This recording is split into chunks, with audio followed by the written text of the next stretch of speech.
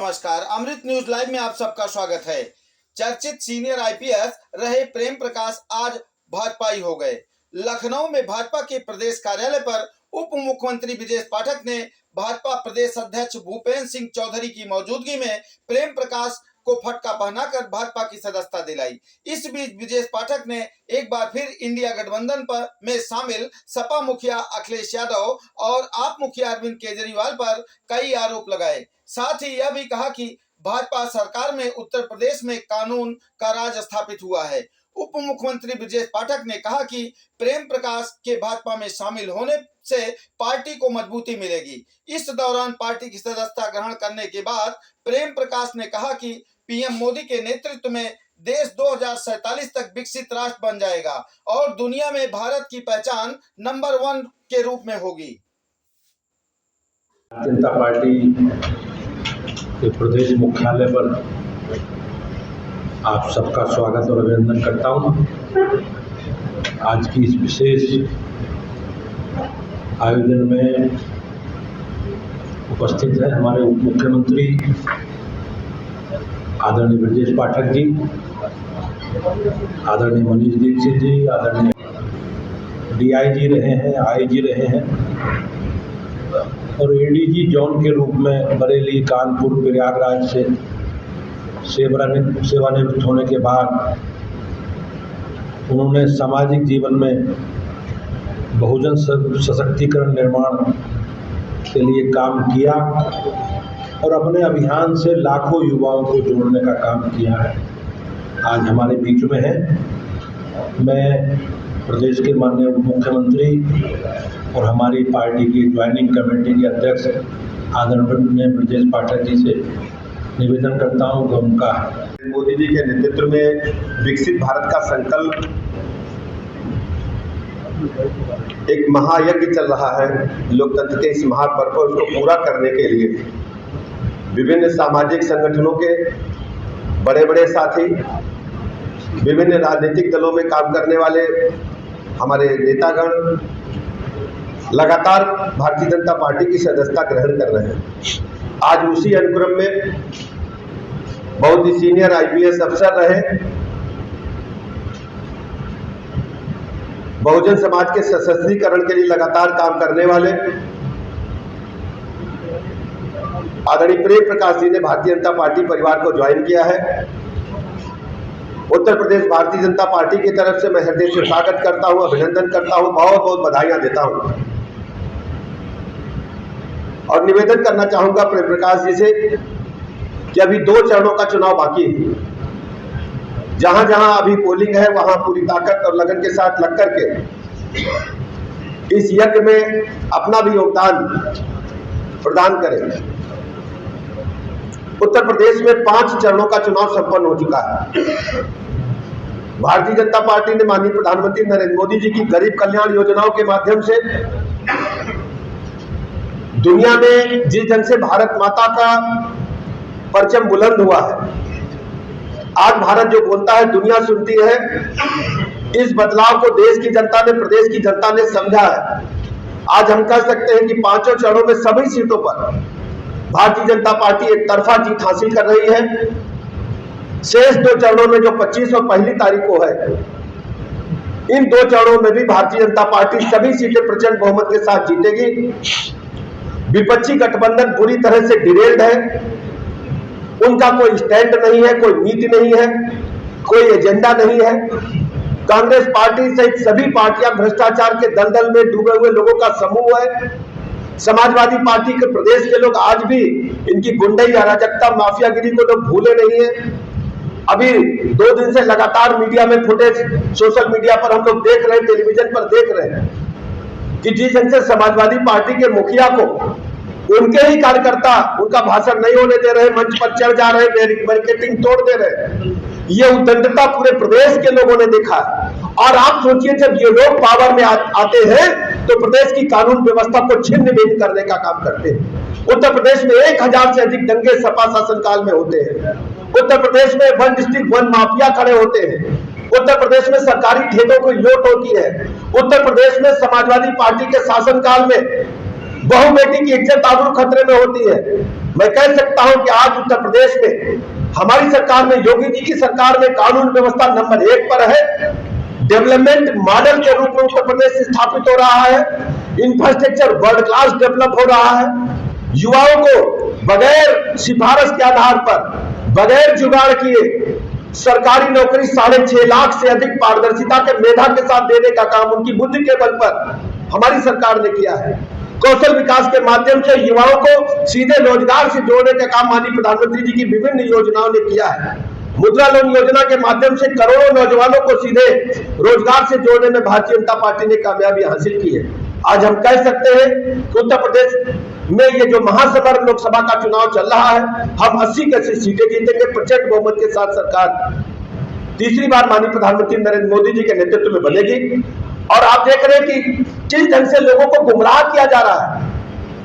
हमने अपनी आंखों से देखा है, देश के लोगों ने देखा है, केजरीवाल जी जैसा बहुरूपिया ढूंढे नहीं मिलेगा। वो भी इंडी गठबंधन का हिस्सा है। केजरीवाल कहते थे कि हम सरकार नहीं बनाएंगे, हम लोकपाल के लिए आंदोलन अनशन कर रहे हैं।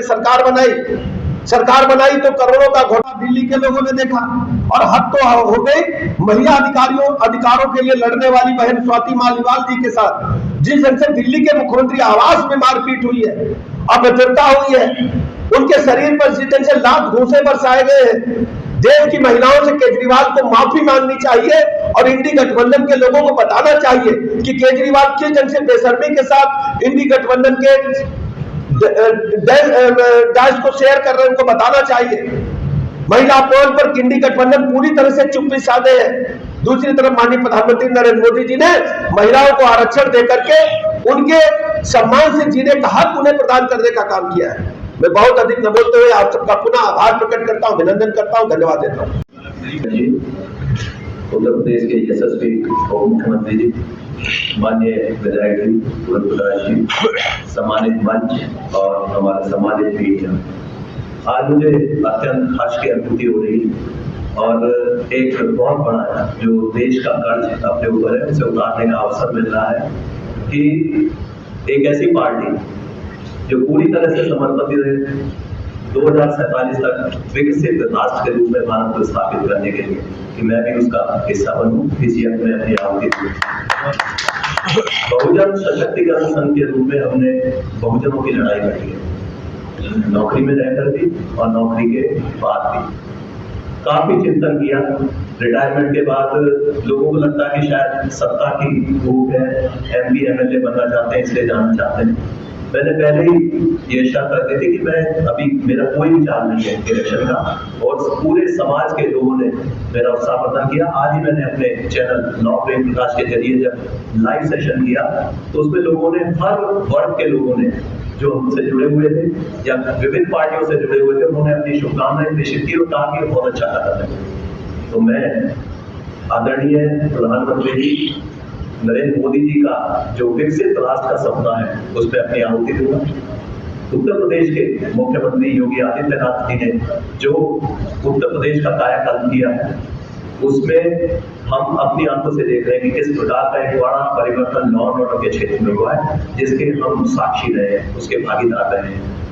आज हमारे यशस्वी उप मुख्यमंत्री जी जिस तरीके से संगठन और प्रदेश की सरकार को चला रहे हैं, गुंडा माफिया राज ये बिल्कुल दूर यहाँ से भगाया गया, उसके लिए बड़ा अथक प्रयास किया सभी लोगों ने। तो मैं पार्टी की नीतियों से प्रभावित होकर आज भारतीय जनता पार्टी की सदस्यता ग्रहण कर रहा हूँ और मेरा जो जीवन है वो समर्पित रहेगा अपने बहुजनों के लिए, अपने गरीब कल्याण के लिए। आज एक बात उठाई जा रही है, मुझे सबसे ज्यादा वेदना होती है जब आरक्षण की समाप्त करने की बात करते हैं। संविधान बदलने के लिए लोग आह्वान कर रहे हैं कि पार्टी ने इसलिए एक नारा दिया है कि अगली बार 400 बार केवल इसलिए दिया है कि संविधान बदलेंगे। संविधान बदलना इतना आसान है। केशवानंद भारती जजमेंट के बाद ये निश्चित हो गया था कि जो बेसिक स्ट्रक्चर है उसको चेंज नहीं किया जा सकता। बाबा साहब डॉक्टर भीमराव अम्बेडकर जी की इस बार जयंती पर 14 अप्रैल को जब मैं पार्लियामेंट हाउस गया, वहाँ सबको ये कयास लगाए जा रहे थे कि शायद इस बार प्रधानमंत्री जी नहीं आएंगे, लेकिन जब वहाँ सबसे पहले आदरणीय प्रधानमंत्री जी पहुंचे तो वहां जनता में एक हर्ष की लहर छा गई और लोगों को लगा कि हाँ, ये केवल एक ऐसा जुमला छोड़ा जा रहा है, केवल पार्टी बाजी से प्रभावित होकर लोग ये कोशिश कर रहे हैं कि किसी भी तरह से रूलिंग पार्टी को बदनाम किया जाए। मेरा यह दृढ़ विश्वास है कि अपने जो साथी हैं उन सबको मैंने आश्वस्त किया कि यदि बाबा साहब के सपनों को साकार करने के लिए जो कदम उठाए हैं, चाहे वो स्मारक के रूप में हो, चाहे योजनाएं हो, गरीब कल्याण के लिए, बहुजन समाज के एक जितने भी युवा हैं उनको स्वरोजगार देने की दिशा में जो कदम उठाए गए हैं, ये भारतीय जनता पार्टी कर सकती है। और इस बार यदि हम सब पार्टी को चुने इस सत्ता में लाएंगे, आदरणीय प्रधानमंत्री जी अगर इसी प्रकार अपना नेतृत्व प्रदान करेंगे तो वह दूर नहीं कि हम पूरे विश्व में नंबर 1 पर होंगे। मेरी सभी को शुभकामनाएं, धन्यवाद, जय हिंद। साथ नहीं, मैंने जो जितने भी मुख्यमंत्री यहाँ पर हुए, जितनी भी पार्टी सरकारें हुए, सब मैंने मेन लाइन में फील्ड में काम किया। मैं आदरणीय कल्याण सिंह जी के साथ भी रहा, आदरणीय गुप्ता जी के साथ रहा, आदरणीय मुलायम सिंह जी के साथ 2 बार रहा और बहन जी के साथ भी काफी निकटता रही। और आप देख रहे होंगे कि आज की सरकार में आधे लोग वो हैं जो बहन जी के साथ या काशीराम जी के साथ रहे।